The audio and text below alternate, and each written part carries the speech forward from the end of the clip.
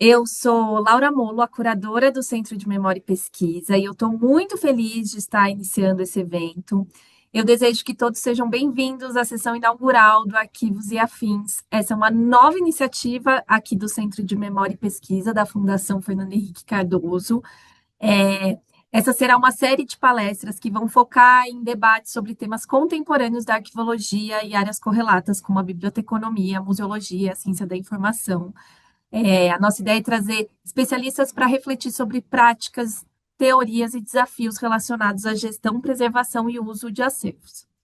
Em relação às questões mais práticas, é importante dizer que esse evento conta com ferramentas de acessibilidade, os links para audiodescrição e intérprete de Libras estarão disponíveis no chat.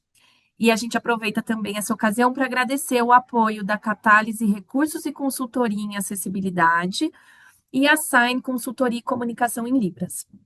Esse evento também vai contar com certificação, e para obter o certificado, a gente vai enviar um formulário pelo chat e a gente pede que vocês preencham ele. As perguntas poderão ser enviadas tanto pelo chat quanto pelo Q&A do Zoom, e a gente vai estar com uma equipe de apoio disponível no chat. Então, se vocês tiverem alguma questão prática, alguma dúvida sobre o evento, a nossa equipe vai estar lá respondendo. Enquanto a gente não começa mesmo, eu peço licença para exibir a vinheta da Lei Rouanet, que vai viabilizar esta e outras atividades do nosso Centro de Memória e Pesquisa. Então, eu peço licença rapidamente para exibi-la. O vídeo a seguir possui recursos de legenda e libras. Apresenta cenas dinâmicas que registram diversas manifestações culturais de todas as regiões do Brasil, ambientado tanto nas ruas, nos palcos, como em grandes eventos e produções ou ambientes intimistas. O vídeo é plural, com agentes culturais de todas as idades, etnias, roupas e figurinos coloridos próprios de cada expressão cultural. A cultura é um dos mais preciosos instrumentos de democracia. É um canal de expressão plural que permite a convivência de diferentes vozes, histórias e visões de mundo. E por isso a cultura, tal qual a democracia, deve ser defendida e fortalecida. Essa é a função da Lei Rouanet, a principal política pública de incentivo à cultura brasileira. Com ela, perseguimos a missão de assegurar o acesso democrático à produção e à difusão cultural.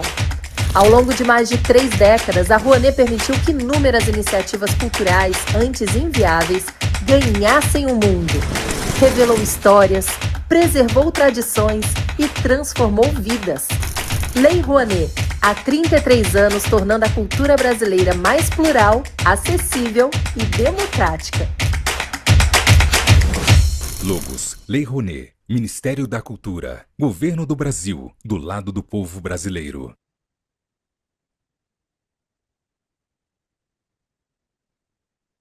E, bom, para mediar a nossa conversa nessa tarde, é com grande prazer que eu apresento José Antônio da Silva.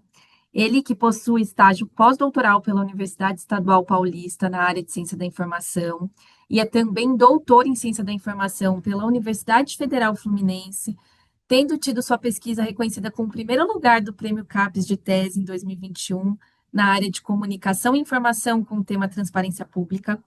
Ele é mestre em administração também pela UF, especialista em gestão pública com aperfeiçoamento pedagógico pela Universidade Cândido Mendes e bacharel em administração pela Universidade Federal Rural do Rio de Janeiro. Ele é analista em ciência e tecnologia da Fundação Casa de Rui Barbosa, é diretor do Centro de Gestão da mesma instituição, bem como professor permanente do Programa de Pós-Graduação em Ciência da Informação da Universidade Federal Fluminense. Possui, dentre suas publicações acadêmicas, a obra Transparência Pública, sob o prisma legal, tecnológico e arquivístico, publicada pela Pimenta Cultural em 2023. Seja muito bem-vindo, José Antônio. Eu passo a palavra a você e desejo a todos e todas um excelente evento. Muito obrigado, viu? Obrigado aí pela excelente recepção. Um prazer aqui estar com vocês, né? Bom, vou seguir meu roteirinho aqui. Meu papel é mediar esse momento tão especial para a Fundação Fernando Henrique Cardoso e para todos os organizadores do evento. Então, eu começo aqui dando boa tarde a todas as pessoas presentes aqui. Boa tarde à audiência que nos assiste também aí online, né? e, sobretudo, boa tarde aos nossos palestrantes que vão contribuir aí com uma discussão super importante, né? Na oportunidade, eu gostaria ainda de agradecer à Fundação Fernando Henrique Cardoso pelo convite, me dando a oportunidade de mediar uma mesa com um tema tão relevante para o contexto presente, né? Em especial, queria fazer um agradecimento à Laura e à Camila, né, e a todas as pessoas da equipe aí que nos assessoraram até o presente momento. Antes de apresentar nossos convidados ilustres, queria registrar como pesquisador sobre desinformação e fake news a importância dessa discussão de hoje. Nesse sentido, eu gostaria de destacar um pequeno trecho, né, até fazendo uma homenagem, dos Diários da Presidência, volume 1, página 356, do presidente Fernando Henrique Cardoso, né? É conjunto de obras que eu possuo aqui no meu acervo pessoal. Nessa página, né, há uma citação que diz: não são os grandes problemas, né, não é a condução geral das coisas, são essas pequenas coisas que estão torturando todo mundo. É algo desagradável, um país que olha o tempo todo para o chão quando deve olhar para os horizontes. Acho que o povo cansa. Tenho dito isto na televisão. O que se chama de política no Brasil é um desfilar permanente de pequenas e grandes infâmias. Isso foi dito em 19, escrito, né, enfim, pelo livro, em 19 de dezembro de 95. Aqui o presidente fala dos bastidores e sinaliza os acontecimentos que nada tem a ver com o interesse público, né? Infâmia, como ele menciona, envolve a perda da reputação, honra ou crédito. Pouco mais de 20 anos depois, quase 21 anos depois, após essa fala, esse descrédito, né, que hoje entendo como um mal coletivo, segue latente por meio das fake news e de seu desdobramento mais dramático, né, que é a desinformação. A desinformação, a meu ver, é um processo cruel de impacto social sobre a vida cotidiana. Amplia preconceitos, impacta no sufrágio universal, ou seja, no pleno direito ao voto, e chega à fatalidade da vida, com inúmeros episódios de morte, friso, morte, no Brasil e no mundo. É só a gente dar um Google aí que isso é possível ver. Dito isso, temos hoje a oportunidade de debater a importância do patrimônio cultural como agente de contenção desse processo desinformativo cruel. Nosso antídoto é reconhecer, sem esgotar-se neste que eu vou citar, no objeto museológico, nas obras que compõem o acervo biblioteconômico e, chegando ao ponto, nos documentos de arquivo que são locos de integridade, né? E, portanto, é um locus onde a gente pode ter a defesa contra essa desinformação desenfreada que vivenciamos hoje. Bom, e para falar justamente dessa associação tão importante, como eu frisei, recebemos hoje aqui o professor e pesquisador José Augusto Chaves Guimarães e o professor, pesquisador e jornalista Ricardo Gandur. Bom, apresentando ambos, José Augusto Chaves Guimarães possui graduação em Biblioteconomia pela Universidade Estadual Paulista Júlio de Mesquita Filho, graduação em Direito pela Fundação de Ensino Eurípides Soares da Rocha, mestrado em Ciência da Comunicação pela Universidade de São Paulo, doutorado em Ciências da Comunicação pela Universidade de São Paulo, livre docência em Análise Documentária pela Unesp, realizou estágio pós-doutoral na Universidade Carlos III de Madrid, é professor titular do Departamento de Ciência da Informação da Unesp, de 2009 a 2019, né, quando se aposentou, foi, na verdade.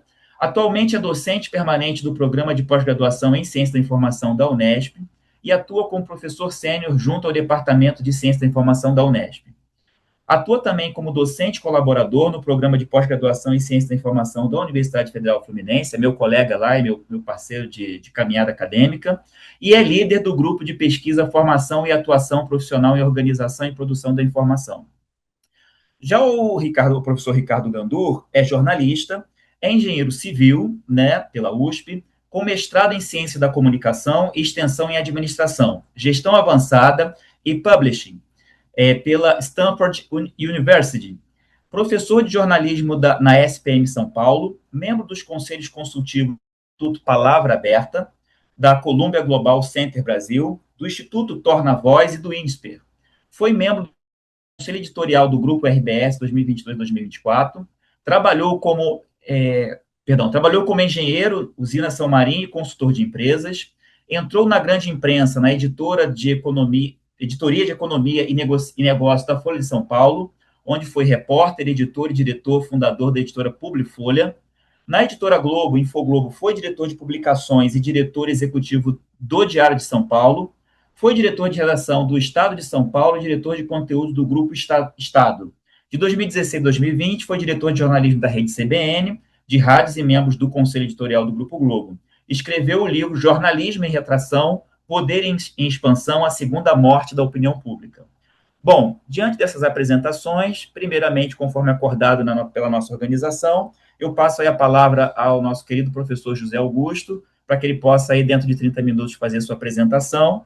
Zé, ao final, a gente vai poder fazer essa discussão, tá? E nesse momento eu passo a palavra a você.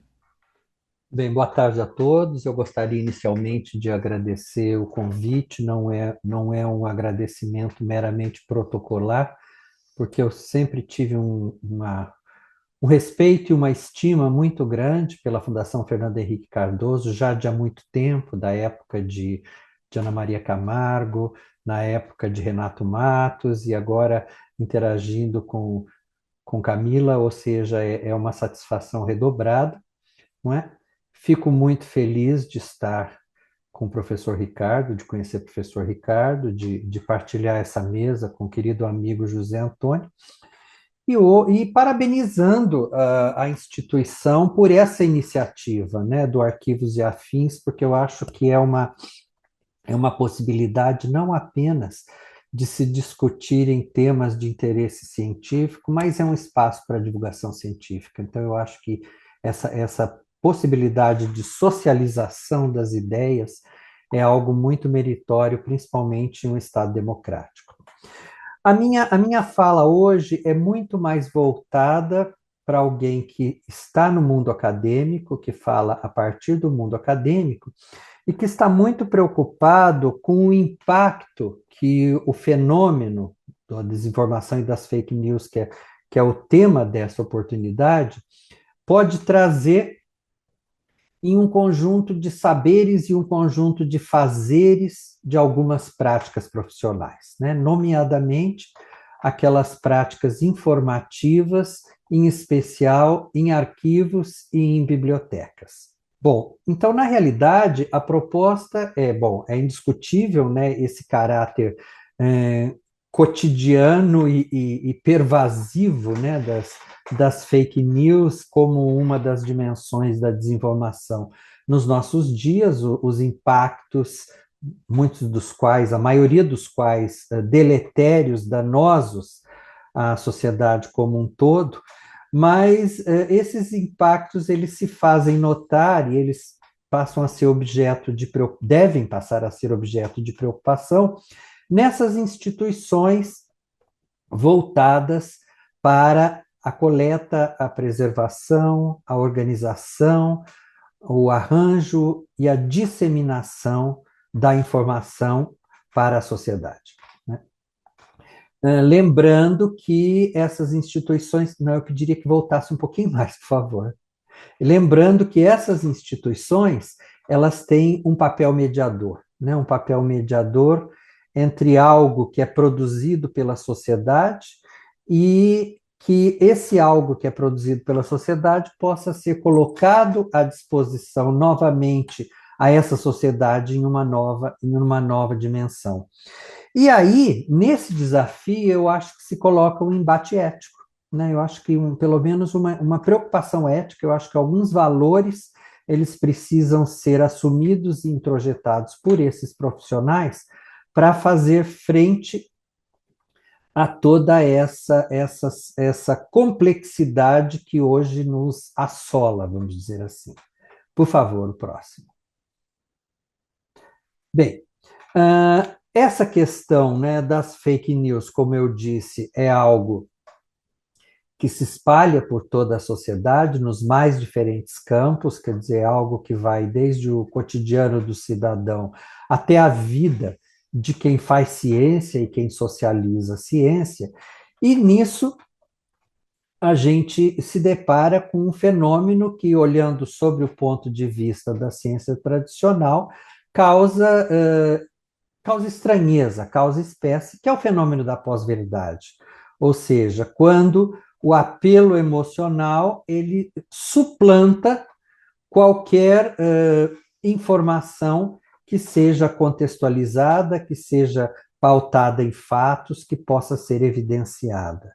Então, aí a gente tem realmente nessa dimensão emocional, a gente tem a primazia das crenças pessoais, né, que vão se sobrepor àquilo que se constrói criticamente, né, refletidamente, né, e essa primazia dessas crenças ascendem a uma posição de novas verdades, né, de pós-verdades, com um elemento peculiarizador bastante preocupante, que é a velocidade e a capilaridade com que se propagam. Né? Próxima, por favor. Bom, não é quando a gente fala em fake news, que é o termo mais cotidiano que nós encontramos, nós vamos verificar que as fake news elas se inserem no que nós poderíamos chamar de information disorders, né? das desordens de uma ampla gama de desordens informacionais. Né? Nesse sentido, a língua inglesa ela é mais profícua para cunhar termos e diferenciar esses fenômenos. Né? Quer dizer, nós temos a misinformation, né? Quando se disseminam informações falsas, imprecisas ou enganosas, que são compartilhadas, mas sem uma intenção deliberada de causar dano. Não é? Numa posição intermediária, nós temos a malinformation, né, que se pauta em informações verdadeiras, mas elas são distorcidas para causar danos. E a pior de todas, que essa nós usamos cotidianamente, traduzido em português, que é o disinformation, em que eu tenho uma disseminação intencional de informações falsas, ou seja, a informação é falsa e é disseminada para causar danos. Né? Então, eu tenho um primeiro caso, que eu tenho uma informação falsa, que é disseminada sem um dolo para o dano. Num segundo momento, eu tenho informações verdadeiras, distorcidas, a partir de uma disseminação dolosa. E no terceiro caso, eu tenho informação falsa e um intuito doloso. O próximo, por favor. Bom, quando a gente se refere às fake news, isso é algo que a literatura vem sedimentando há muito tempo, alguns elementos são caracterizadores desse fenômeno. E por que eu estou colocando uma coisa que é tão já disseminada, tão reiterada? Porque eu acho que esses elementos são fundamentais para serem observados e percebidos pelos profissionais que atuam nessas instituições de formação. Primeiro, a intencionalidade. Tá? Então, quer dizer, é o intuito de causar dano ou de proteger algum interesse, digamos assim. Né? Segundo, é a natureza do conteúdo, que é falso. Terceiro, e eu acho que esse é o elemento talvez mais preocupante, é a rapidez e a capilaridade com que esse conteúdo se propaga. Muitas vezes por conta de um apelo emocional. Né? Ele atinge mais diretamente os sentimentos, as crenças das pessoas. Né? Um outro elemento, e aqui ele vai se assemelhar a uma outra questão que eu trabalho em ciência, que são as publicações predatórias, que a sutileza, não é nada escancarado, ou seja, há toda uma construção, há toda uma elaboração para dar aparência de verdade, aparência de credibilidade, não é? Cada vez se assemelhando mais a algo que teria uma chancela comprovável, vamos dizer assim. Não é? E um apelo popular muito por conta dessa rápida propagação e dessa sutileza, digamos assim. Né? O próximo, por favor. Bom, o Thomas Freilich é um professor da Kent State University, lá nos Estados Unidos, e ele já, há quase uma década, ele tentou categorizar esse fenômeno, né, a partir das desordens informacionais, acrescentando alguns elementos. né? Primeiro, a ignorância propriamente dita, né? Quando decorre de uma falta de conhecimento ou de uma falta de consciência que leva alguém a ser desinformado quanto a um assunto específico ou a um fato, né? Segundo é a perda da informação, né? O misinformation, quando não se inclui, e aqui vai um alerta muito sério aos profissionais da informação. Quando não se inclui, por negligência ou por incompetência, né, uma informação que deveria ser conhecida ou apresentada visando a compreensão dos fatos, né? Então, principalmente para aqueles que trabalham com a organização e com a representação da informação, essa negligência, essa incompetência, ela tem que ser muito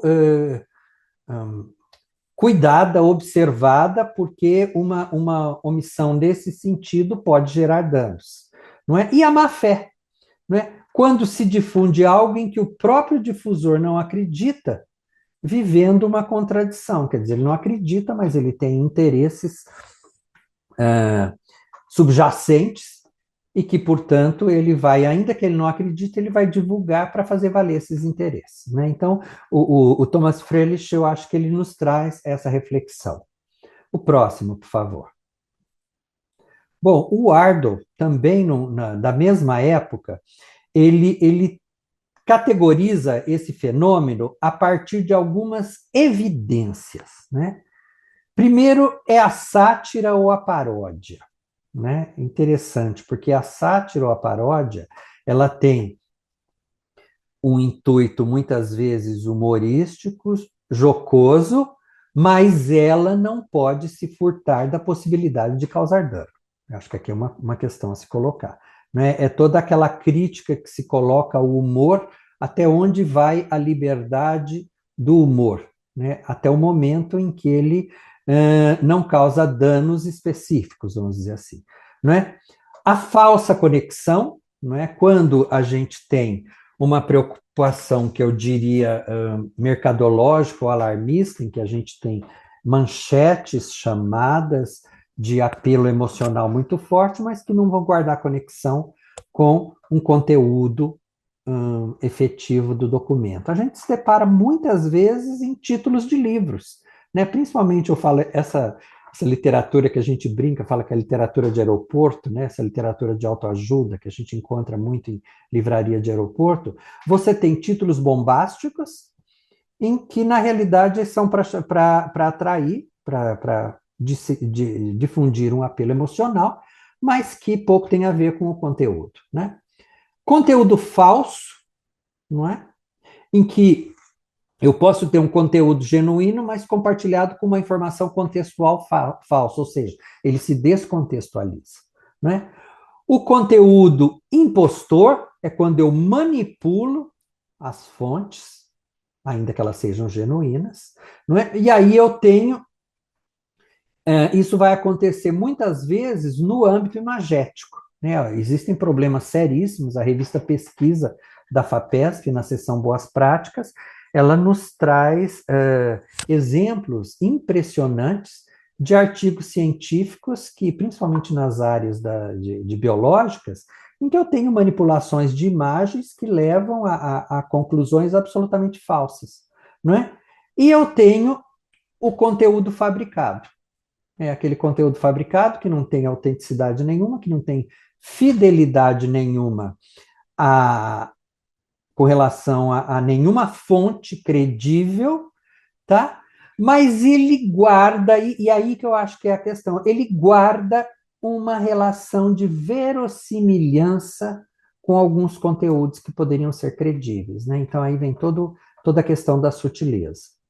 O próximo, por favor.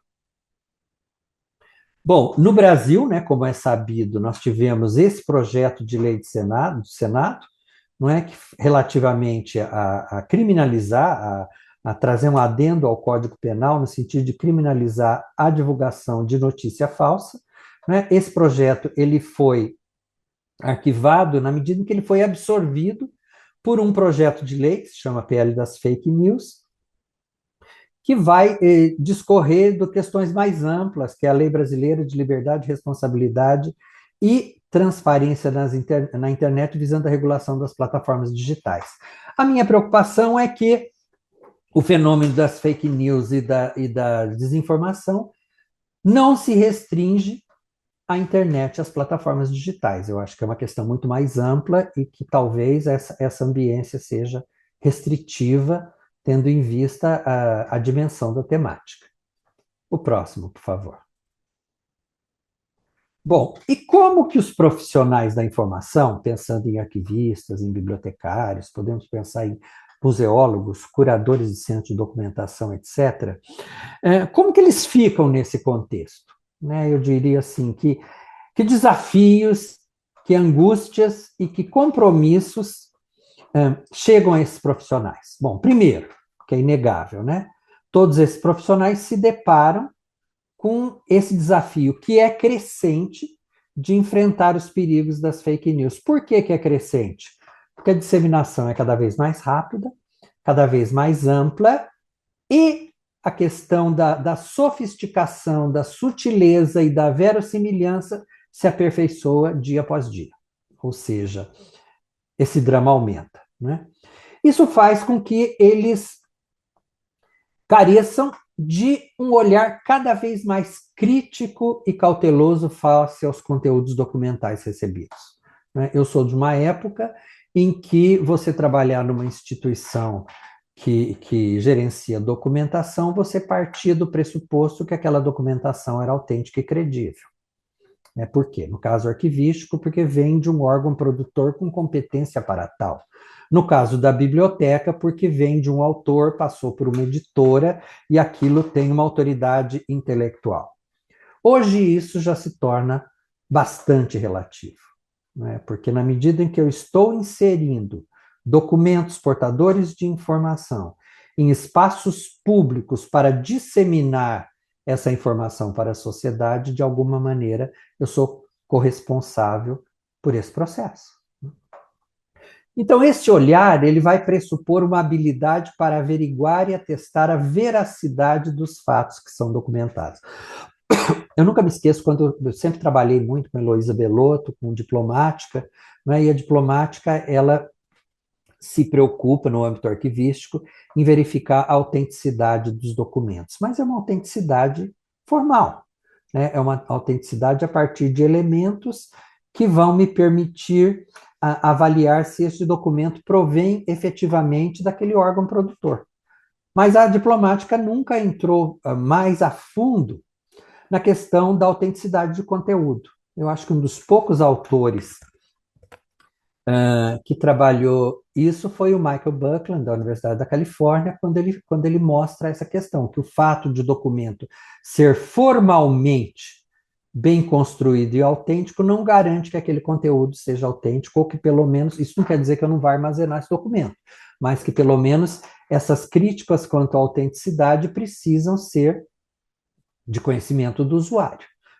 Ou seja, em constante avaliação da efetiva proveniência, e aqui eu falo proveniência formal e proveniência de conteúdo, e confiabilidade das fontes de informação.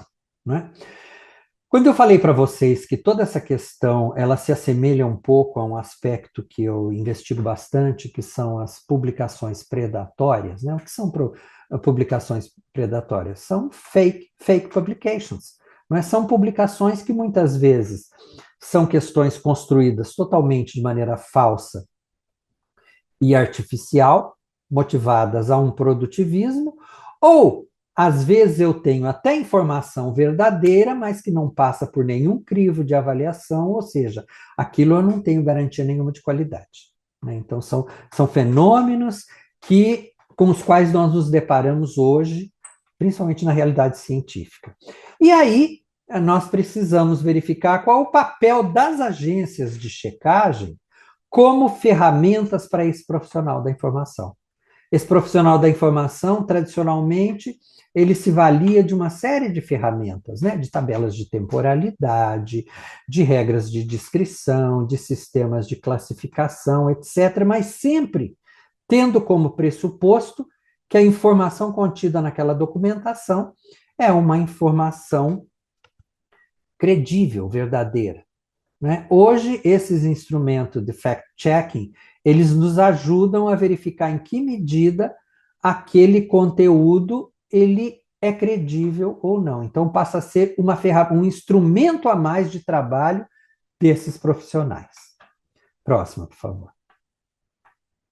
Bom, e por que isso? Tá? Em um artigo, acho que foi na Dinamarca que eu apresentei isso, em 2017, eu tentava mostrar como que a informação ela não é cíclica. Tá? Eu venho de uma formação profissional do final dos anos 70, e naquela época, principalmente a literatura estadunidense, falava do information cycle, né, do ciclo da informação.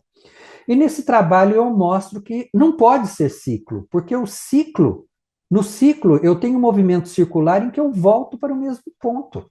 E isso não acontece nas instituições de informação.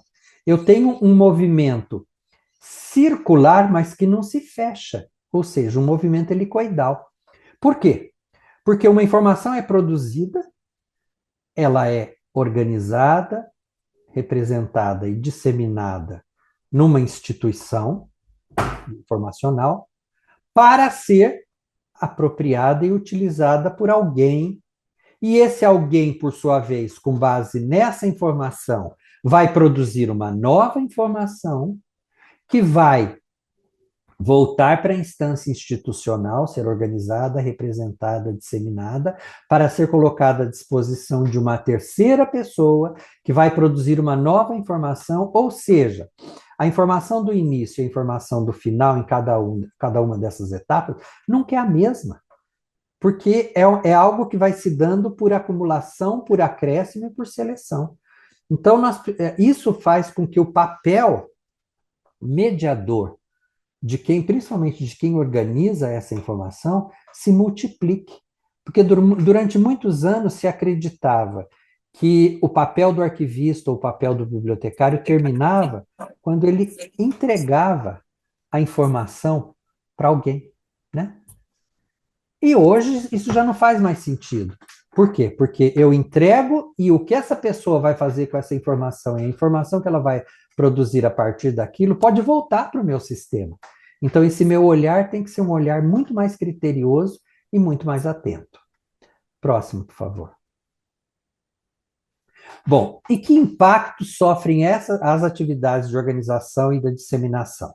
Primeira coisa, eu acho que o conceito de proveniência, que é um conceito tão sagrado para os arquivistas, ele se amplia.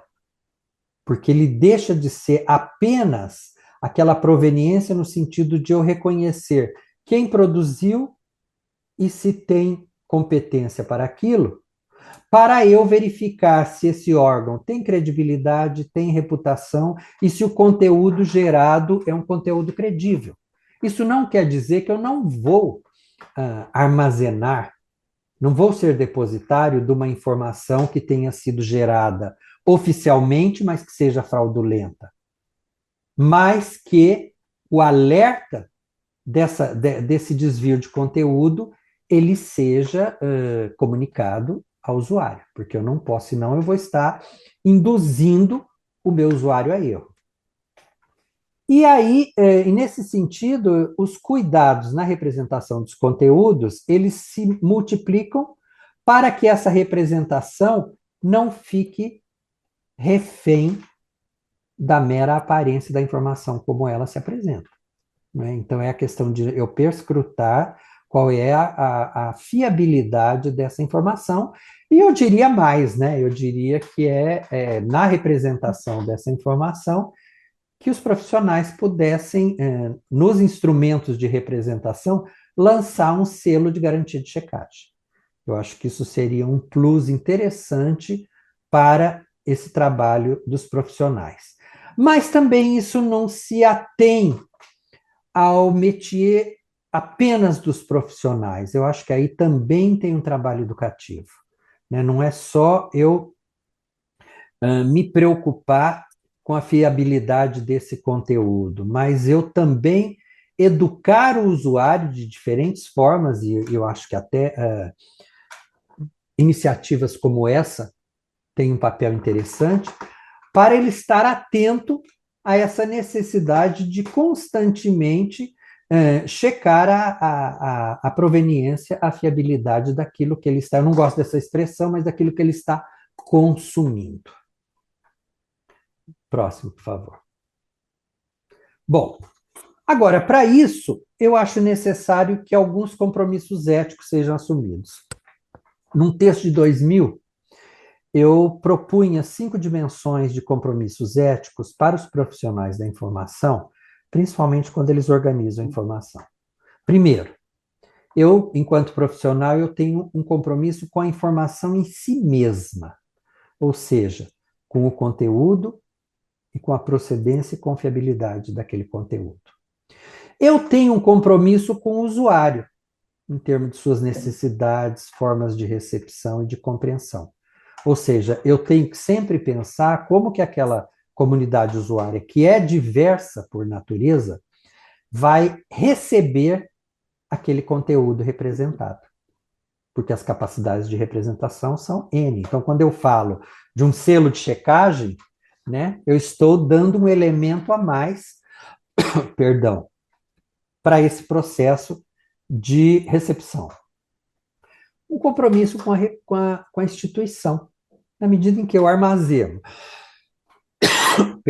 na medida em que eu armazeno, que eu organizo, que eu represento informação falsa, sem nenhuma forma de alerta dessa falsidade, de alguma maneira, essa instituição de informação tem a sua imagem afetada, né? E não é só ela que tem a imagem afetada, é o coletivo profissional. Porque cada profissional, cada arquivista, ele representa aos olhos da sociedade e do usuário a imagem da profissão arquivista, do coletivo. Cada bibliotecário corresponde à imagem da profissão, não é? Então, qualquer escorregada, vamos dizer assim, usando um termo bem informal, nessa trajetória pode atingir a imagem do profissional e a imagem que o profissional tem de si mesmo. Aí é uma questão até de consciência profissional, né? Então, eu traria esses compromissos éticos para essa necessidade de estarmos atentos a essas novas dimensões que se incorporam à informação. Próximo, por favor. Bom, concluindo, então, como é que ficamos, né? Primeiro, é necessário que arquivos e bibliotecas assumam sua natureza de instituições mediadoras de conhecimento. O que nós estamos fazendo? Nós estamos mediando um conhecimento que foi produzido e socializado para que ele seja apropriado, acessado e utilizado por uma outra dimensão, por uma outra pessoa, que, por sua vez, vai produzir conhecimento esse que pode voltar para o sistema. Então, e quando eu falo mediar, é que eu me lembro muito de um pesquisador da Universidade de Sevilha, Antônio Garcia Gutiérrez, que ele fala da necessidade de nós termos uma ética transcultural de mediação. Então, eu ter muita clareza do contexto em que aquilo foi publicado e muita clareza dos contextos em que aquilo será apropriado e utilizado, para que essa mediação estabeleça pontes. Nós não podemos nos esquecer que todo o fazer da arquivística e da biblioteconomia poderia ser resumido no estabelecimento de um processo comunicacional, né? E aí os cuidados têm que ser maiores, porque exatamente essa é uma mediação invisível. Essa é uma mediação que a sociedade não se dá conta que existe. Nós estamos... E aí, você está secando? Não secou nada, né? Tá tudo molhada. Por favor, eu acho que tem um microfone ligado. Eu pus para cá. Perdão, pedi aí alguém da organização para mediar, gente. Tem um barulho aí. Então, essa mediação, ela é uma mediação invisível, e justamente por ser invisível, existe uma autora norte-americana chamada Hope Olson, que ela tem uma obra maravilhosa que chama The Power to Name. né, o poder de nomear. Porque ao organizarmos, nós não podemos nos esquecer que nós estamos nos valendo de um poder de representar, mas um poder que nos foi confiado pela sociedade, acreditando na nossa competência profissional, né? E aí a gente é um poder que pode ser tanto para o bem, no sentido de evidenciar, de esclarecer, como pode ser um poder usado para o mal, no sentido de esconder, no sentido de censurar, né? Então, esse compromisso com uma ética transcultural de mediação é fundamental para esse profissional. E aí, quando eu falo em nós nos valermos de instrumentos de checagem, nós pensarmos que a proveniência e a confiabilidade não é apenas formal, mas também é de conteúdo, e que isso, de alguma maneira, seja transmitido, alertado à sociedade, nós estamos contribuindo para a construção e para a manutenção de uma sociedade democrática. Então, próximo, por favor. Aqui estão as referências que eu deixo à disposição. Próximo. Eu agradeço muito a oportunidade. Meu e-mail está aí. Quero que quem tiver interesse que fique inteiramente à vontade para me escrever, para conversar comigo, porque é um tema que constantemente me faz pensar, né? Eu acho que se a gente puder pensar cada vez mais juntos, melhor ainda. Tá bom? Muito obrigado. Perfeito, meu caro Zé Augusto. Muito obrigado aí pela explanação tão bem feita, tão bem articulada, né? Realmente faz a todos nós pensarmos muito sobre a questão, inclusive como eu mencionei no início, que realmente desinformação e fake news é um tema que a gente tem que discutir muito, porque é algo que tá espalhado de modo muito global na nossa sociedade, né? Não só no Brasil, como também no exterior. Bom, eu tenho alguns pontos aqui, mas eu vou deixar sempre para o debate ao final, tá, Zé? Você cumpriu o seu tempo regularmente aqui, muito obrigado. E imediatamente eu passo a palavra agora ao professor Ricardo Gandur, por gentileza, para fazer sua explanação também.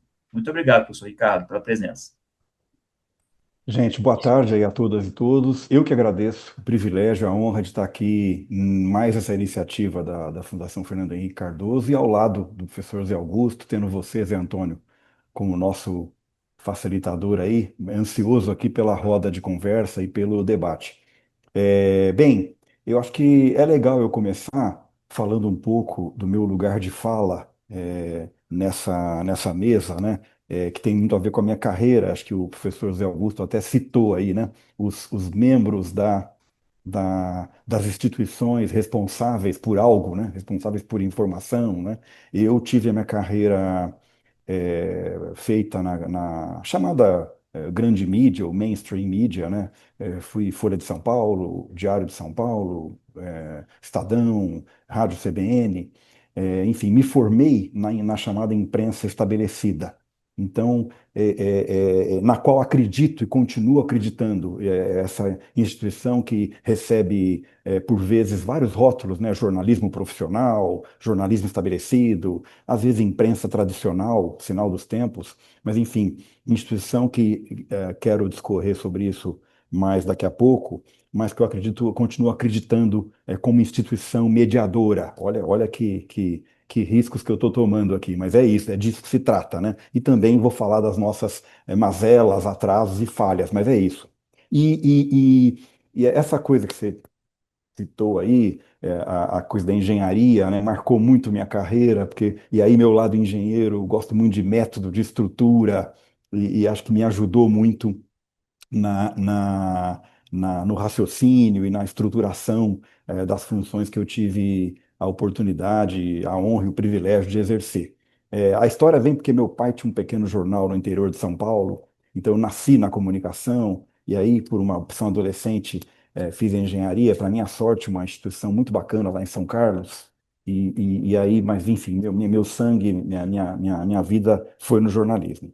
Também sempre tive um pé na academia, vou contar isso porque tem a ver com o que eu vou falar aqui, né? Eu dei aula como professor palestrante na ECA, depois na Casper Libero, e estou há 14 anos na graduação da SPM, de onde eu falo agora, inclusive. Eu falo aqui de dentro da escola. E fui, e continuo ligado, fui visiting scholar residente da Columbia Journalism School, na Escola de Jornalismo da Columbia University em Nova York, e num ano muito interessante, importante, eu fiquei lá de 2016 para 2017, que foi, acho que é o tipping point, né, o ponto de virada dessa questão da desinformação com o Brexit, primeiras eleições primárias pré-primeiro mandato do Donald Trump, e tudo isso está nesse livro que eu comecei escrevendo lá e terminei aqui na USP, que é a segunda morte da opinião pública, né? Isso é Habermas. Habermas, em Mudança Estrutural da Esfera Pública, fala da morte daquela opinião pública tradicional, dos homens de bem, né? Das ágoras, quando a sociedade civil se estabelece, né? Com as repúblicas e as instituições, né? Os executivos, os poderes da república. Não por acaso a imprensa acabou sendo apelidada aí ao longo do século XX de o quarto poder, termo que nós jornalistas sempre procuramos refutar por achá-lo pretensioso demais, ou mais pretensioso do que já éramos, né? Mas, e aí eu pergunto nesse meu pequeno livro se a opinião pública não estará tendo a sua segunda morte, enquanto processo de formação da opinião pública. Mas tudo isso para dizer o seguinte: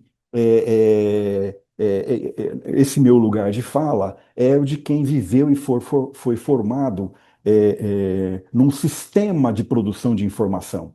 E aí, o tema que é proposto aqui pela Fundação Fernando Henrique Cardoso é muito fascinante ao colocar a questão do arquivo, né? E aqui o maior apreço e pelos profissionais que lidam com isso, né? Meu grande amigo Edmundo Leite, lá do Estadão, responsável por cuidar do acervo, a importância do acervo, né?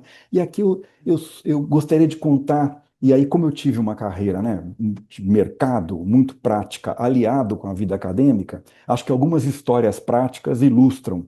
Eu costumo citar isso para os alunos, né? Eu estava na Folha em 96, 95, 96, quando, ao ir à central de fax, pegar um fax que havia chegado para mim, passei por uma sala onde estava escrito computador da internet, né? E aquilo, três pessoas sabiam mexer, era uma salinha de 2 metros por 2 metros, ali estava começando algo que é uma revolução inesperada. E me lembro também, e aí fico citando aqui os arquivos, né? Quando eu ia fazer uma entrevista com o Delfim Neto, eu subi no arquivo da Folha, peguei uma pasta amarelada, cheia de cópias também amareladas, xerox, com as entrevistas, últimas 10 entrevistas do ex-ministro, já ex-ministro Delfim Neto, e me preparei para aquela entrevista, lendo essas entrevistas antigas. O que eu questiono hoje para os alunos é se hoje, diante de milhares de links, né, e relatos, se eu me aprofundo tanto quanto eu me aprofundei naquela época, e graças aos arquivistas que haviam organizado aquilo. Mas tudo isso para dizer o seguinte: muito se diz, né, sobre o jornalismo, mas uma coisa que continua existindo, né, e até onde a vista alcança, é que o jornalismo e seus arquivos ainda têm a missão de, a cada dia, e talvez melhor dizendo, a cada hora, escrever a história, né? Muito se disse isso sobre o jornalismo. O jornalismo escreve todo dia um pedaço da história, né? E que os historiadores ou escafandristas, como cantou Chico Buarque, num futuro longínquo, irão visitar e achar a nossa história escrita e sedimentada, guardada pelos arquivos, né? A pergunta que se faz essa característica estática e de repositório, como é que ela vai permanecer daqui para frente? Estamos continuando a escrever a história no dia a dia, né? Essa história é feita de informações, como bem lembrou o professor Zé Augusto, sempre checadas e contextualizadas, né? Ou ela também é falível e aos olhos de quem for consultá-la hoje, amanhã ou mais para frente?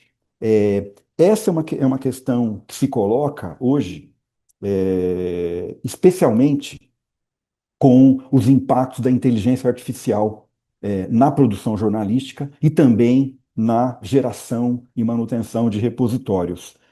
Discussão que está muito colocada no ambiente acadêmico, aqui na SPM, estamos discutindo muito isso no curso de jornalismo, e eu vou querer voltar a esse assunto mais à frente. Mas o fato é que o jornalismo, e de novo, com todas as suas falibilidades, como qualquer técnica tem, e eu usei esse nome porque o jornalismo não é uma ciência, tampouco uma ciência aplicada.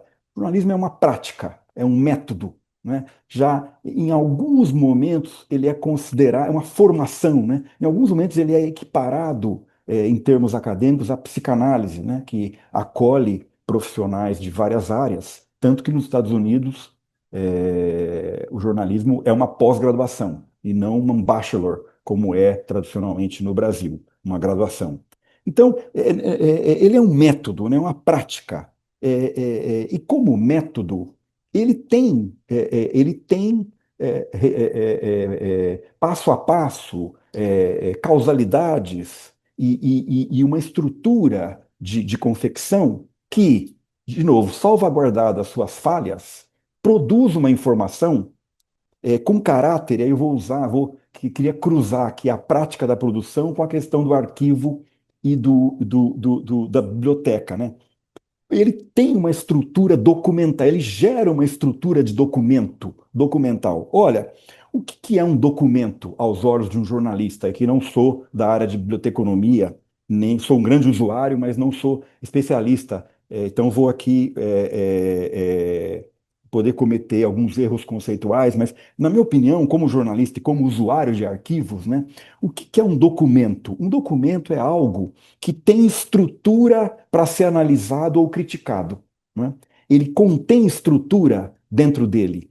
Ele tem apuração, tem contexto, tem contornos, e usando uma expressão de uma antiga, é, ou ainda, não sei se existe, uma fabricante de computadores, né? Tem jornalismo inside, né? Você pega um texto jornalístico, ele contém método jornalístico dentro dele. E por isso mesmo ele é possível de ser criticado, e o método jornalístico pressupõe uma continuidade. Uma matéria não está completa, ela no dia seguinte ou na hora seguinte, né, ela admite outra, e assim vai se completando e escrevendo a história. Bom, e aí você vai dizer, bom, como é que fica então a questão das mentiras, né? E aí é engraçado que a gente viveu isso, o privilégio, Zé Augusto, Zé Antônio e todo mundo que está aqui, de pertencer a uma geração que pegou esse cabo a rabo, né, das mudanças de tecnologia, é poder fazer essa linha histórica. Vejam, mentira sempre existiu, boato sempre existiu, e já ajudou a vender jornal. Vocês lembram, quem viu o Agente Secreto, né? Viu lá a questão de boato de Recife, lá da perna peluda, né? Na época da ditadura. E um pouco mais para frente, aqui em São Paulo, o antigo Notícias Populares tinha o Bebê Diabo, né? Ali no ABC, né? Então, mentira e boato vendia jornal. A questão, a questão que a gente enfrenta já há alguns anos, né? Principalmente após 2010, é uma questão de infraestrutura de distribuição. E não só de distribuição, né? Mas de lógica de distribuição. A questão é que a mentira e o boato, na mídia analógica, estavam confinados a condições de contorno razoavelmente, não vou dizer controladas, mas delineadas e com alguma finitude. O que a gente enfrenta hoje é que a infraestrutura de distribuição, né, e leia-se aqui as empresas responsáveis por essa distribuição, né, chamadas comumente de big techs, mas são, né, elas administram essa infraestrutura, mas a questão sensível hoje, e vejam, a infraestrutura não só do jornalismo, também da proliferação dos arquivos e documentos, digamos, estáticos, se é que alguma coisa hoje é estática. Mas essa lógica da infraestrutura, ela obedece critérios de maximização de resultados, né? Maximização de resultados. Quanto mais circular, mais negócios se fazem. E, muito bem, parêntese aí, né? Ah, você vai querer chegar na polarização como fonte? Vou, mas aí eu vou fazer também referência a uma obra que nos meus estudos lá na Colômbia, com quem eu me deparei, a professora Diane Mutz, da Universidade da Pensilvânia, escreveu em 2006 um livro que não está traduzido no Brasil, chamado Here in the Other Side. Nos meus estudos, eu considerei a primeira obra acadêmica, a primeira obra em geral, a tratar do assunto polarização. Here on the Other Side, Diane Mutz, Pennsylvania University, 2006. A professora Diana diz o seguinte: é, quais são as condições, vejam, isso academicamente falando, quais são as condições de um debate ideal? Diz ela, as condições para um debate ideal, conceitualmente, idealmente ideal, né? Ou sonhadoramente ideal, é quando as partes envolvidas, ou os debatedores, têm acesso à mesma qualidade de informação para debater. Interessante isso. Seja lá qual for o universo, né? Interessante. Então, isso me leva a uma imagem de antes e depois, né? Como era antes dos meios digitais existirem e agora, né? É, na situação analógica, né? Jornais, TV, rádio, com espectros de transmissão, com condições de contorno definidas, você tinha tudo isso sendo administrado e com erros, falhas, mas você sabia, você tem um editor-chefe a quem reclamar, você tem uma instância a se dirigir caso uma informação fosse falsa ou prejudicial, enfim. É, e a questão é que, com os meios digitais, e essa é uma discussão, não é de hoje, né? Quer dizer, o acesso à informação e o acesso ao debate, não há dúvida nenhuma que se universalizou, incluiu minorias, né? Mas como é que fica como é que fica o poder de mediação? O poder de mediação era restritivo? Aí eu faço uma nota de rodapé aqui. Eu acho que aí fazendo referência ao meu lugar de fala, e transparentemente, como editor e membro, né, como me considero, da mídia chamada imprensa tradicional, né?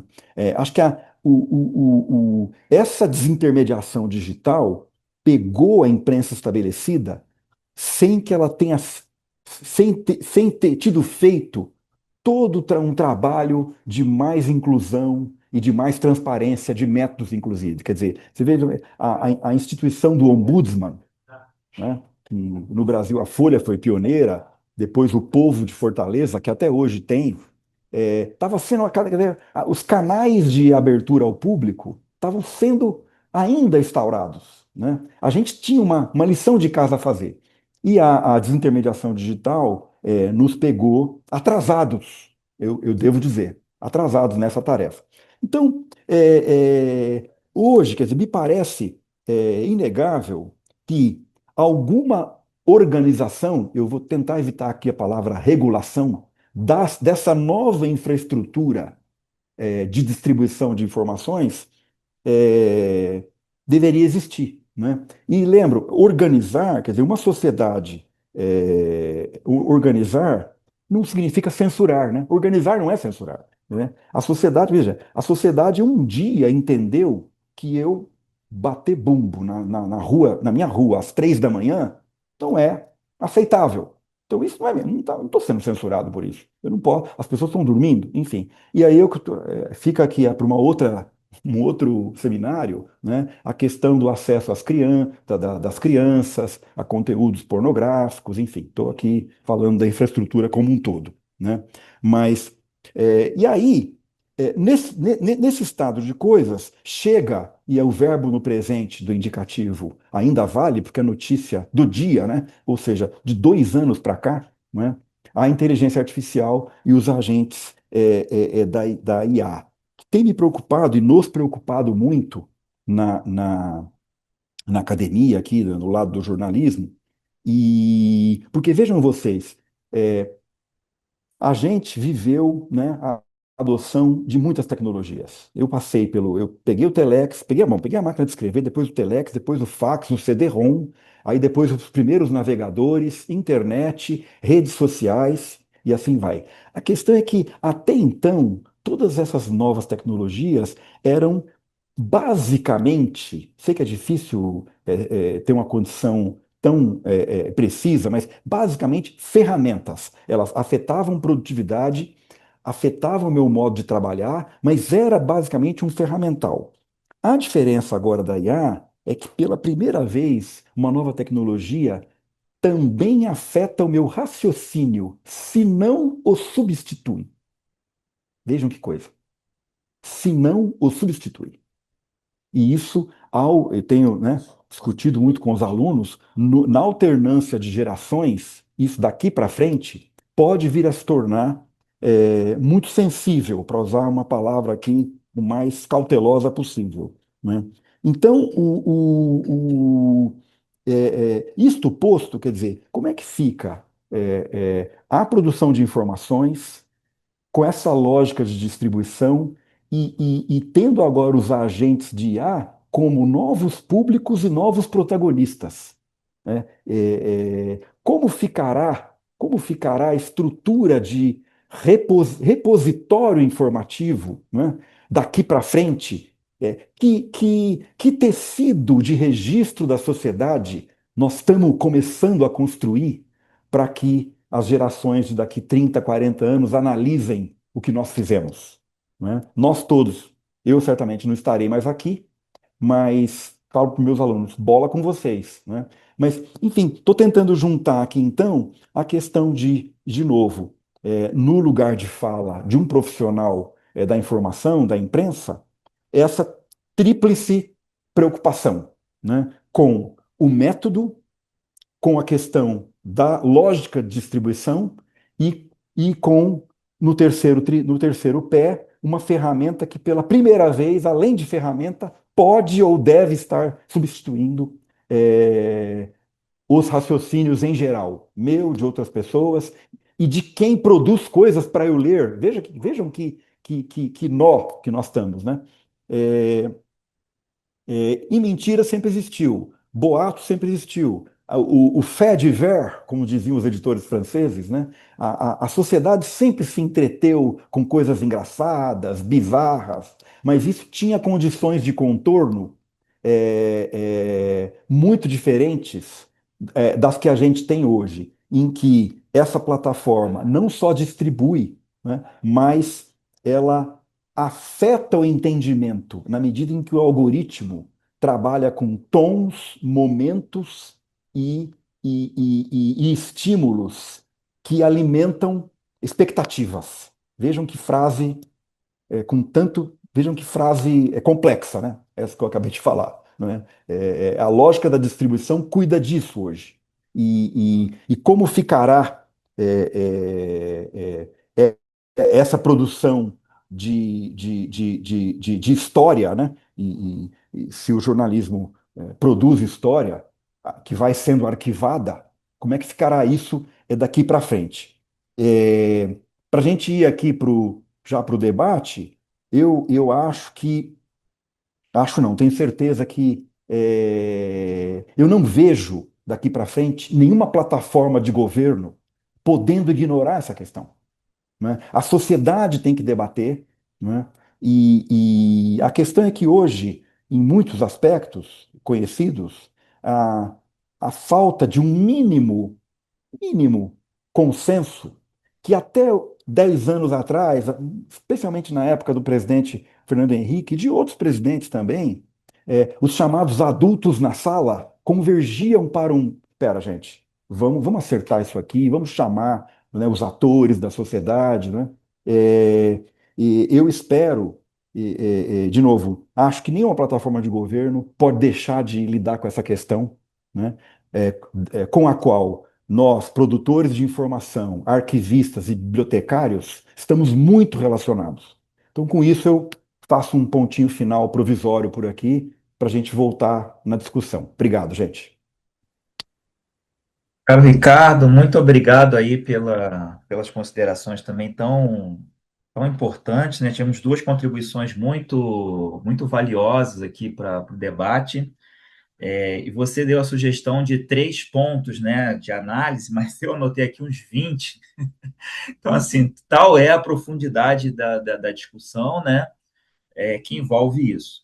Bom, enquanto a organização vai me passando aqui se tem ou não alguma questão, né, eu vou trazendo a minha reflexão para vocês dois poderem debater aqui e a gente poder juntos chegar aqui a um local.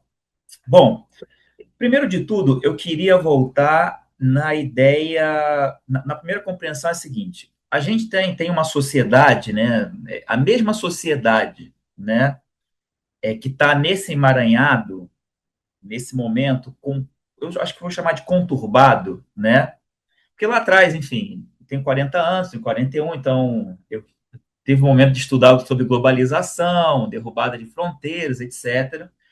E nunca se imaginou que a gente chegar no ponto de hoje, onde essa derrubada tem tantas matizes, né, tem tantas características, e, e a mesma sociedade que convive com uma tecnologia ultrassônica, né, a gente às vezes tem um cidadão que não sabe escrever bem, mas tem uma habilidade excelente naqueles aplicativos de mensagem, por exemplo, enfim, né? Essa mesma sociedade que tem tanto abraça tanta tecnologia no dia de hoje, ela por vezes não gosto de cravar uma coisa de uma dimensão total, porque a unanimidade não existe, né? É uma sociedade que questiona, por exemplo, o investimento em cultura. Estou te falando isso a todos nós na seguinte medida: retomando a ideia de arquivo, né, que o arquivo ele é um local de integridade, onde você pode ter um registro, né, fidedigno para combater essas fake news. Eu paro do princípio que a ideia de que um arquivo deve ser valorizado, ela é nuclear para a nossa discussão, né? Mas para um arquivo ser nuclear, ele precisa contar com um serviço público de cultura que atua nesse sentido e também instituições privadas que se apoiem naquilo que a cultura oferece, como a própria Lei Rouanet, quando a Laura, né, apresenta aqui o nosso trabalho. Mas essa mesma sociedade questiona o papel da cultura, a cultura que eu digo do arquivamento do patrimônio, do cuidado com o patrimônio público, né? E eu não é uma crítica à sociedade, mas eu entendo em algum grau, na medida que você olha isso com uma perspectiva de hierarquia das necessidades, né? Se você tem uma população que ainda tem muita desigualdade associada, ela vai privilegiar, vamos supor, né, combate à violência, saúde e educação. A cultura não necessariamente vai vir no mesmo momento. Aí eu estou falando cultura, não o direito de lazer e se divertir, mas a cultura, aquela do patrimônio, do cuidado com os acervos, é o que a gente discute mais no meio acadêmico, né? E dito isso, o que eu gostaria de ouvir um pouco de vocês nesse sentido é como mediar o arquivo, nesse caso, né, o contexto do documento de arquivo, tanto na perspectiva da ciência da informação, como o professor Zé Augusto trouxe, como a sua no caso do jornalismo, como a gente pode utilizar de fato esses espaços, né, para transformar essa sociedade que por vezes não valoriza esses espaços ainda, na medida porque em outros países essa dimensão ela é ultra valorizada, mas são países, né, que têm outro tipo de sociedade no sentido de atendimento às necessidades básicas, né? Então, quando falei emaranhado no início, é porque a gente convive com esse emaranhado. Eu queria trazer um exemplo, né, uma espécie de storytelling, né? Eu me lembro quando eu assumi a Fundação Casa Rui Barbosa, há 12 anos, né, eu saía do Ministério da Saúde. Quando eu chego à Casa de Rui Barbosa, como servidor, eu sou analista em CIT lá, o meu desconforto de ter deixado a saúde para entrar no equipamento de cultura era enorme. Era um sentimento tipo, poxa, mas eu trabalhava num local onde eu cuidava de pessoas doentes, né? Assim, entre aspas, não diretamente, que eu sempre fui da administração. Mas eu fui para outro senso de cultura, falei de serviço público. Eu falei, cultura, calma aí, o que a gente entrega, né? E nesse contexto, eu levei pelo menos uns 5 anos até eu entender a importância da cultura nesse contexto. Aí eu aproveito o gancho para dizer, também passei a entender a importância do arquivo nesse contexto. Então, como a gente pode enfrentar essa dimensão que está desacoplada? Ou seja, temos uma sociedade com uma diversidade de, socialmente falando, é uma sociedade diversa, né? O Brasil, né? Nós somos assim, vamos dizer, quente no sentido de time, de torcida organizada por A ou por B, né? E aí, se você defende a cultura, você é da matiz tal. Se você não defende a cultura, você é da matiz tal. Isso já atrapalha por si só. Quando você coloca isso em perspectiva, os arquivos, bibliotecas, os museus vão ficando no local onde, geralmente, muitas das vezes, o senso comum tenta colocá-los em coisas marginais, né? Então, a partir dessa primeira provocação, enquanto a gente espera aí a audiência manifestar, eu gostaria de ouvir de vocês o que vocês pensam nesse conceito associando os arquivos e a desinformação. Bom, Aí, obrigado, Ricardo. Bom, eu acho que tem algumas questões que a gente. Nessa hora, eu acho que a gente tem que aprender muito com os franceses, né? Os franceses, eles discutem muito a função social do arquivo, né? Até por conta do papel dos arquivos a partir da Revolução Francesa, o que significa arquivos nacionais como um patrimônio cultural, né? Então, eu acho que a primeira questão é nós termos claro, eu sempre gosto de pensar de dentro para fora, tá? Quer dizer, o que a gente pode fazer estando dentro para tentar transformar, em vez da gente cobrar da sociedade.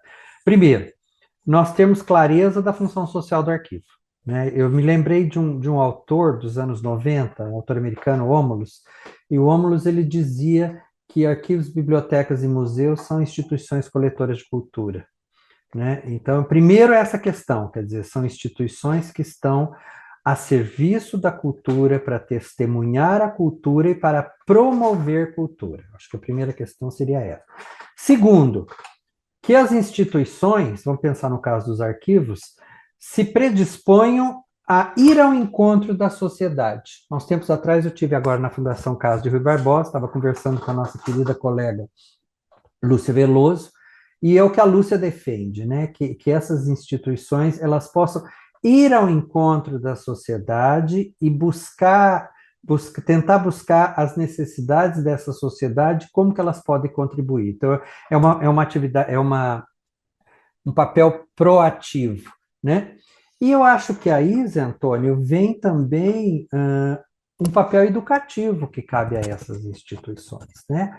Durante séculos, essas instituições foram vistas como instituições custodiadoras, né? Então, elas recebem e elas preservam, então elas ficam numa situação monumentalizada de instituições custodiadoras de uma cultura, muitas vezes fechada a sete chaves, né? Ora, elas não são apenas custodiadoras, elas são promotoras de cultura, né? E para promover cultura, elas têm que ouvir a sociedade, estar para e passo com a sociedade. Então, quando eu falo dessa mediação, quer dizer, é uma mediação efetiva e é uma mediação em dupla mão.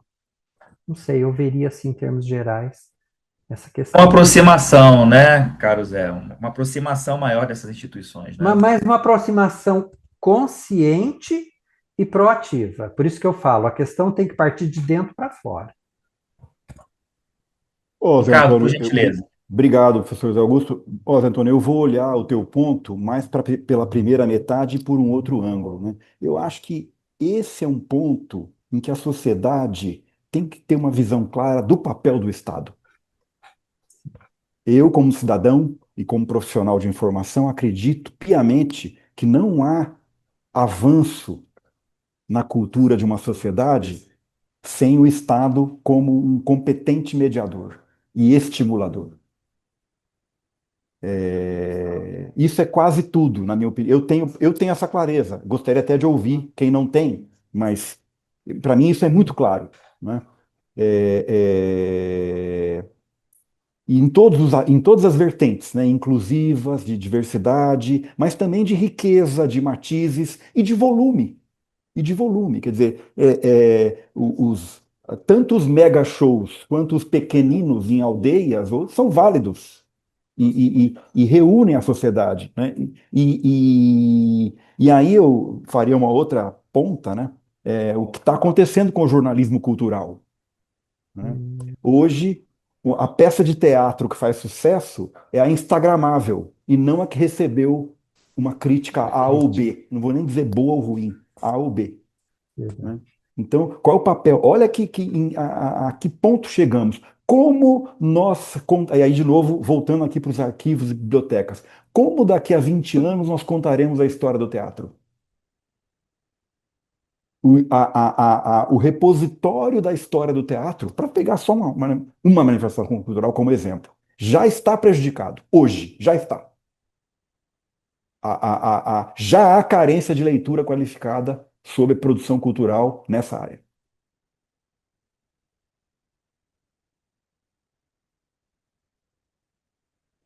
Perfeito, eu provoquei isso justamente também para ajudar aqui a plenária a se manifestar, e, enfim, conseguimos. Eu só queria fazer um adendo, posso?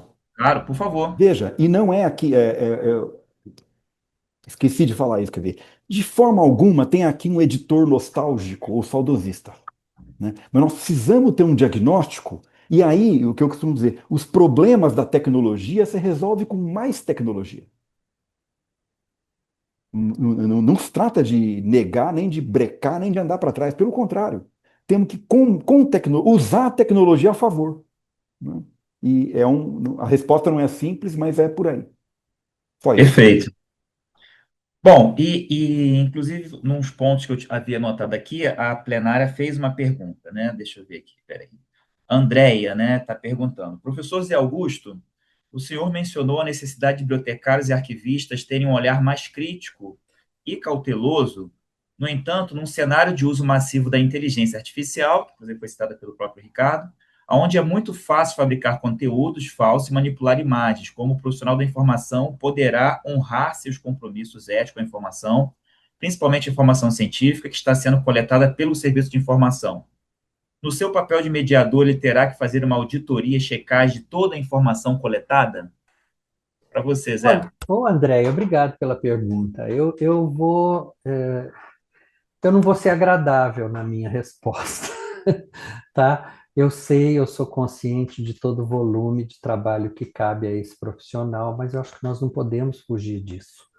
Primeiro, porque eu não tenho a garantia que a inteligência artificial se constrói a partir de uma informação prévia confiável. Então, eu acho que a questão de eu checar não apenas procedência, mas fiabilidade de conteúdo é um desafio que se coloca ainda mais. Eu vou pensar no caso dos bibliotecários, por exemplo.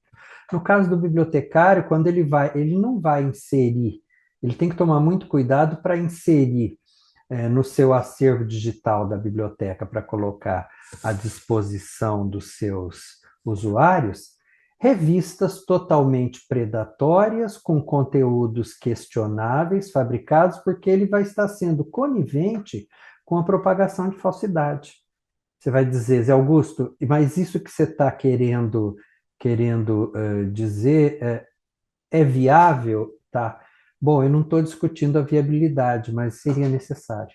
Seria necessário, porque senão eu vou estar sendo conivente com o erro. E as possibilidades de erro estão aumentando em uma dimensão geométrica, não é mais aritmética, numa progressão geométrica. Então, eu cada vez fico mais assustado do quão atentos nós temos que estar com essa proveniência e com essa fiabilidade da informação. Perfeito, Zé, muito obrigado. Tem uma segunda pergunta aqui, da Soira, perdão, Soira, se eu não falei corretamente, Soira Celestino, né? Boa tarde, parabenizo pela excelência do evento e gostaria de saber a percepção dos palestrantes sobre o impacto da IA na geração de fake news e desinformação. Aí eu pediria o Ricardo, primeiramente, para poder responder agora. Certo. A IA está impactando de forma muito rápida e intensa a atividade jornalística. Em algumas, vou abordar aqui algumas funcionalidades. Por exemplo, em traduções. Veio para ficar e já está, né? Ainda que uma supervisão editorial e de edição seja sempre necessária, né? Porque só o olhar humano tem condição de dizer, não, mas essa palavra aqui, para o contexto em que essa fala foi dita, é melhor essa palavra do que esta outra. Vejam, principalmente em traduções para línguas latinas, como o português, que são riquíssimas, né? No vocabulário anglo-saxônico, geralmente a correspondência é mais ou menos diversa, menos aberta. Não tão, mas ainda vale. Então, na área informativa, na informação factual, né, há muitas questões aí de direitos autorais envolvidas, tem portais que emulam, copiam e adaptam.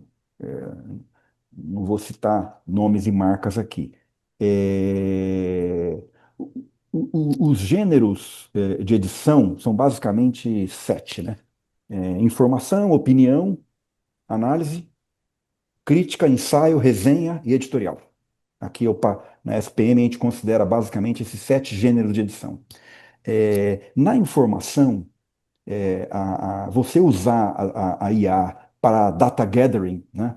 Coletar, puxa, maravilhoso, melhora a tua apuração. Mas a partir daí, para analisar, opinar, resenhar, criticar, ensaiar ou fazer um editorial, puxa vida, aí eu acho que o valor humano é insubstituível. Mas também entra, tá entrando já. Mas a minha visão como, não vou dizer conservador no método, mas cauteloso, vai, cauteloso. E a outra pergunta eram duas, né? Não, era só essa. Sabia a percepção dos Tá, palestrantes sobre IA, tá IA na perfeito. geração de fake news e desinformação. É isso aí. E aí eu só queria complementar um adendo, um comentário à resposta do professor Zé Augusto de há pouco. Perfeito. Eu vejo, professor Zé Augusto, nessa linha de problemas se combate com avançando e não retrocedendo, né? Talvez a técnica arquivista e de bibliotecas vá ter que criar novos métodos usando a tecnologia. Novas formas, arquivar com links ou com referências, enfim, estou certamente chovendo no molhado aqui, desculpa, mas visão de Não, usuário leigo.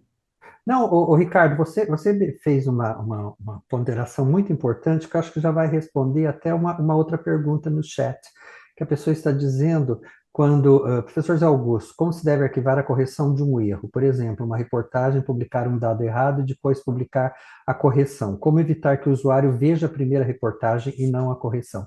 O problema não é ele ver a primeira reportagem, o problema é que haja uma informação cruzada, que na errada venha a nota dizendo essa informação foi corrigida em tal, tal, tal, tal, tal, e que na nova essa informação corrige, quer dizer, isso se chama referência cruzada, que é fundamental, você não está ocultando a informação, arquivisticamente aquele documento teve o seu... É igual, por exemplo, publicação científica, quando a pessoa comete um erro e pede uma retratação. Não existe despublicar em uma revista, ele está publicado, só que ele vem com aquele carimbo retracted, e aí vem a informação. Ou seja, o importante é que haja essa dupla informação, do antes e do depois. Perfeito, Zé. Eu queria fazer um comentário sobre a parte do IA, que eu acho que existe uma dimensão ética nessa discussão hoje também, né? Não sei o que vocês acham, mas eu acho que sim, porque a gente fala muito da IA, né? Mas por trás da IA tem um ser humano. Essa é a grande verdade, né? E um sujeito ali tomado por suas concepções, suas ideologias, suas visões de mundo. E nós, como profissionais da informação, acho que devemos ainda fortalecer. Sim, eu acho que a IA tem que estar. É quase que impossível a gente lutar contra a inteligência artificial no mundo contemporâneo, não tem como.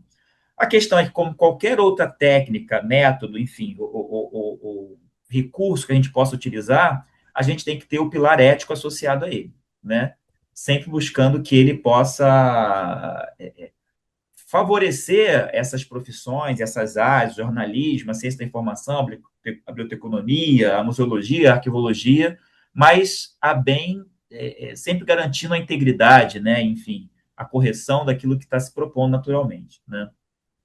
Bom, deixa eu dar uma checadinha aqui se temos mais alguma. O Zé já acabou lendo aí uma Aqui eu pergunta. gostaria de comentar, Zé Antônio, Por favor, por o favor. problema, não vou dizer o perigo, mas nem o problema, o ponto é que uma certa atuação autônoma de alguns agentes de IA, que é apenas um nome para um software sofisticado, né, já começa a acontecer.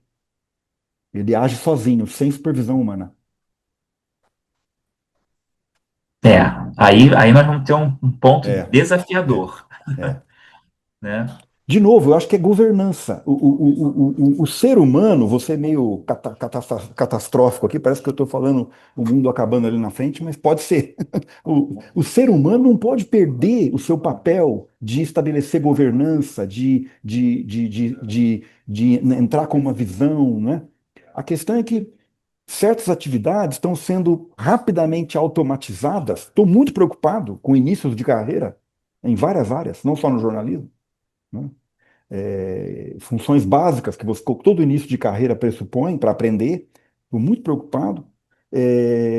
Mas o ser humano não pode abrir mão desse papel, né, de guiar, estabelecer métodos, enfim. Perfeito.